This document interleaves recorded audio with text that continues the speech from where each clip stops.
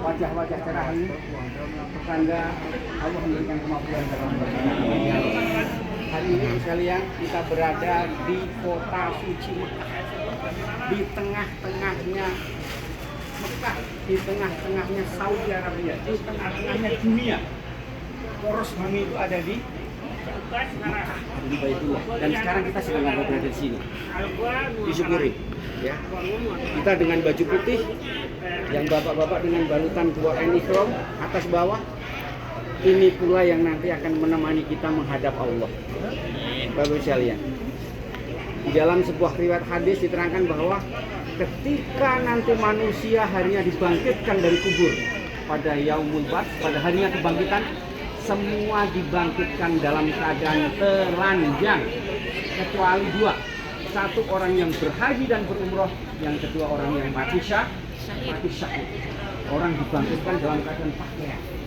Dan kita tidak mau nanti ketika dibangkitkan, karena kita menjadi bagian orang yang dibangkitkan oleh Allah dalam keadaan berpakaian kehormatan Allah. Kita hadir di sini.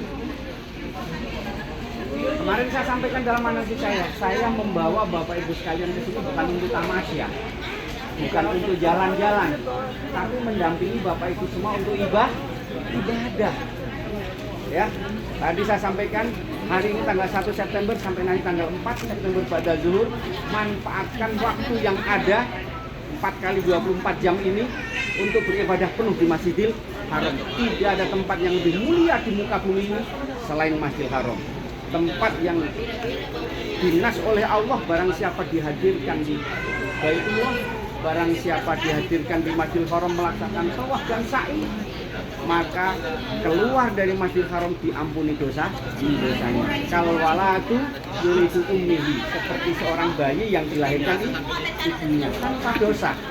Bahkan hikmah daripada sebuah tawaf dan sa'i, ketika kaki kanan diangkat kemudian turun menyentuh bumi, gantian kaki kiri di atas, maka bersama itu pula dosa-dosa kita akan diampuni oleh Allah.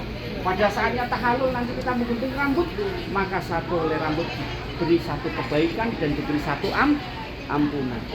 Bapak sekalian, umroh haji yang konon katanya mahal, ya, tapi ketika kita bandingkan dengan hasilnya, tidak ada artinya, sangat kecil sekali. Konon katanya haji Furodah yang harganya 1 miliar, setengah miliar, dibandingkan dengan ampunan yang diberikan oleh Allah, jadi tidak ada artinya. Umroh kita yang hari ini mungkin 30 juta, jadi tidak ada artinya dengan apa yang kita dapatkan dari ganti dari Allah. Dosa kita diampuni semua, pahala kita menumpuk, kita berpulang. Rezeki ganda yang kita keluarkan untuk berangkat hari ini, Allah akan mengganti dan dilipat gandakan. Bapak sekalian, ini saya sampaikan supaya Bapak Ibu sekalian nanti tidak terpesona dengan megahnya jam tangan, jam gadang yang begitu besar. Pengen foto-foto dan sebagainya, lupa, boleh foto, nanti ada sesinya sendiri. Atau pada saat berkeliling Ka'bah, boleh terpesona terhadap Ka'bah, karena itu adalah satu-satunya rumah Allah yang ada di bumi. Dan Ka'bah itu ada sejak Adam belum diturunkan ke bumi. Ketika Allah menciptakan bumi, Allah sudah menjadikan Baitullah di Bakkah, yang namanya Bakkah. Baitullah di Bakkah, rumahnya Allah di kota Bakkah. Bahkan itu nama Mekah ketika Adam belum diutus. Ya, itu sudah ada di bumi. Itu kiblatnya manusia yang ada di bumi.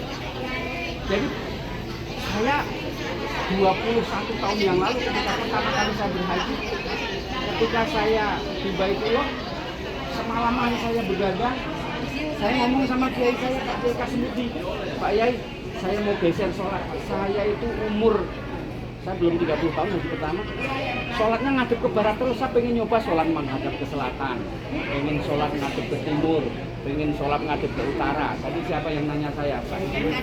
Pak Denny. Nanti silahkan, kita bisa mencoba menghadap ke kiblat itu, tidak harus ke barat. Kalau kita di Cilegon kan ngadepnya ke barat, agak geser ke kanan dikit kan. Nah, di sini Baitullah itu kiblatnya manusia saja. Orang di Eropa sholat ngadep ke sini, Orang di Belanda kita sekarang berada di pusatnya bumi, berada di pusatnya kota Mekah, berada di Baitullah. Hotel kita keluar 6 menit jalan kaki kita sampai di Masjidil Haram. Hari ini nanti akan diorientasikan oleh saya dan Ustadz Yaris jalan pulang pergi. Setelah nanti kita pulang, Bapak Ibu sekalian sudah bisa memulai setiap kamar suami istri, ayo manfaatkan waktu sebanyak-banyaknya semaksimal mungkin untuk beribadah. Hargai setiap menit, setiap jam, setiap waktu itu adalah ibadah. Ya, yang nilainya wah tidak ada apa-apanya apa yang kita keluarkan untuk hari ini untuk beribadah. Ya, manfaatkan. Saya senang, saya merasa menjadi penyelenggara haji umroh yang berhasil kalau jamaah saya itu sering ke masjid, sering beribadah baik wajib maupun sunnah. Ya kan? Hanya kemarin saya ketika manasik yang hobi tidur, nyuwun sewu, kurangi sedikit tidurnya di sini. Ya. Yang hobi hisap tadi mana ya? Hisap tadi di Solo ya. Itu boleh. Silahkan memanfaatkan waktu. Saya ditanya, Pak, kemarin waktu saya bawa jamaah haji dari Cilegon, Pak Haji. Pak Haji, saya boleh bawa rokok berapa? Silahkan aja, panjenengan merokok sehari berapa? Gitu kan. Tapi tolong kita berhaji 1,5 bulan jangan dihabiskan untuk merokok. Ya kan? Ternyata satu koper isinya rokok semua, bawa 10 slop. 10 slop itu saya hitung satu slop itu berapa sih? Berapa bungkus? 10. Kalikan 100 bungkus. Saya bilang, oh ini untuk bagi-bagi Pak Haji. Luar biasa. Jadi silahkan. Ya kan? Tak tunjukin Pak, nanti kalau Alisa di pojokan sini Pak. Atau sudah tahu nanti, ya. Nanti saya temenin, saya tunjukkan. Jadi hari ini, mulai hari ini sampai nanti 8 hari ke depan di Mekah Madinah, 2 kota yang dahsyat. Saya itu tiap bulan ke sini. Tapi ya kalau saya mengantarkan jamaah, saya juga harus ibadah dong. Saya sudah di sini saya nggak ibadah.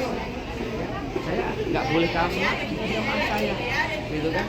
Jadi mari jadikan hari ini adalah hari yang luar biasa untuk kita. Kita menjadi tamunya Allah. Kemarin saya contohkan, saya belum pernah diundang Pak Jokowi. Mungkin kalau saya diundang Pak Jokowi, tetangga-tetangga saya bilang, wah Pak Haji Slamet hebat nih diundang Jokowi. Persiapannya mari ini kita menjadi tamunya orang yang bukan orang, tamunya Zat yang menciptakan Indonesia ini. Kita isi penuh Bapak sekalian ya. Jangan ngantuk. Nanti pas tawaf jangan ngantuk, jangan ngalamun. Ya kan, fokus dengan apa yang dibacakan oleh Ustadz kita. Tasbih, tahmid, takbir. Nabi tidak menyampaikan ada bacaan khusus ketika tawaf. Nabi tidak mengajarkan cara khusus ketika sya'i. Tapi afdolu dzikir atau lebih utama dzikir adalah tasbih, tahmid dan takbir. Itu saja yang dibaca. Kecuali ketika lari-lari kecil pada saat sya'i, yaitu di lampu hijau. Ya, ada bacaan Robbi firwarham wa anta azul akrom. Itu doa pendeknya. Nanti ikuti Ustaz, ya. Insya Allah itu. Bismillah, mudah-mudahan Allah berikan keselamatan pada kita, berikan kemudahan, keamanan, kelancaran. Kita bisa semangat ibadah, bisa diberikan kesehatan, gak ada yang sakit. Ya kan, sampai nanti paripurna ibadah kita. Demikian pengantar dari saya, tetap semangat. Assalamualaikum warahmatullahi wabarakatuh. Waalaikumsalam.